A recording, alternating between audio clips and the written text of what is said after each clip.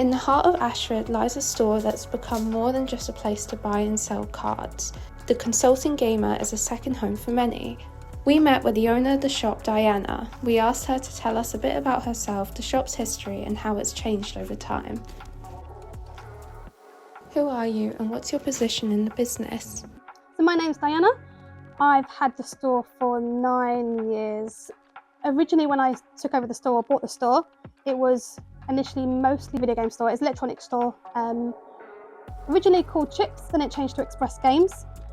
And we took it on as it was. They started doing a few things like Warhammer and trading cards, but we still had a Nintendo Wii set up in one corner, we had a PlayStation set up in another corner. It was very, very much a video game store. We used to fix and trade in consoles and video games. And then we decided after a year or two, maybe, that it just wasn't the industry anymore, that we could survive in with the likes of CEX and lots of supermarkets selling at such low prices, we couldn't compete anymore. So we just changed it into what it is now, which is mainly a tabletop gaming centre. It's much more fun. What future do you see for card shops, specifically in Kent? Whether or not Kent will have more, I don't know. There's a few and I can probably run through some. But otherwise, I think the expansion in terms of card shops, especially down here, would be more about conventions and social media. TikTok, Snapchat, even Whatnot. I think a lot of things like that is where it's going to move into. And then I think some stores do. I don't know how many in Kent, but in terms of streaming their games that they take on, I think that's a good direction to move into. How did the pandemic affect business for you and how did you work through that? It was hard. I mean, it's a few years ago now, right? So it's a bit strange. But when we were initially told that shops were having to be closed, we thought, how are we going to cope? Like, how are we going to pay our rent? How are we going to pay staff? Because staff still deserve to be paid, and what are they going to do? But the government, Ashford Council, were really good actually. And we had grants to pay help towards rent. And we had the furlough scheme, which is to pay for employees. So we had those. And then that's why we started our website. And we ended up doing things like local deliveries. One, we still could have somebody in the store like me or my husband. We did local deliveries and charged a lot less for delivery fees, and we would do home posting around the area, different postcodes and things like that. And I live quite far, so we could expand that all the way up to the Medway towns, if you know Medway. So it was quite good for us, especially as there's not really anyone too local to Ashford in terms of other stores. So yeah, it was a bit of a challenge, but it changed things. And then towards the second, they locked down and things started easing up. We could have people in the store, but as long as we were separated far enough away. So we checked all the rulings and we could end up playing, we called it street magic, and we ended up playing out in our alleyway and closed the doors off either side. And there was a certain amount of people, as long as we were a certain distance. That was quite good. I think community comes together, and that's what we try to do to try and keep it going.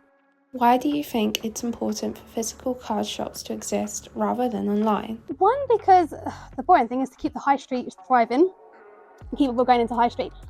It's great for people. We have so many different people that come in that we are a safe space for them. It doesn't matter who you are, what you are, you can come in and talk to somebody either similar, and there's no judgment. So it's a good place for people to meet friends and play some games and chill out, escape from the everyday. What's your opinion on gender diversity in the card game scene? It's changed a lot in the last 10 years. It's much more friendly, much more diverse now. When I first had the store, even today, to be fair, people will come in, and if I'm stood behind the counter with my t-shirt on and someone's sat here playing a game or doesn't even work here, people always divert to the male sitting in the room because they think that men are in this type of industry. It has got a bit easier. I remember going to a convention many years ago, and it was for store owners to go and look at new things and purchase for their store. And the two men running the stall talking to us, I asked the questions, but they were answering to my husband, who's 6'3", a lot taller than me. And he looks like an authority figure. And talking to him, telling him everything. Wanted to get a bit more information from us, and if we wanted to buy the product. And my husband, bless him, turned around and said, "She's the boss, you have to ask her." But they didn't pay me any attention at all.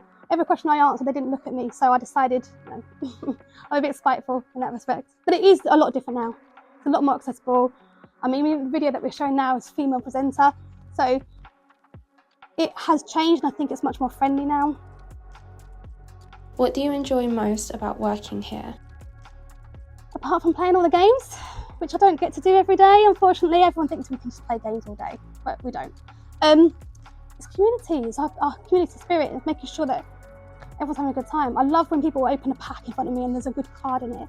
Like I've chosen that deliberately for them, but that's what makes it. It's having communities to play the games. By speaking with the owner, we've explored how the shop has navigated change, why it continues to matter to its community, and what the future might look like for local card shops.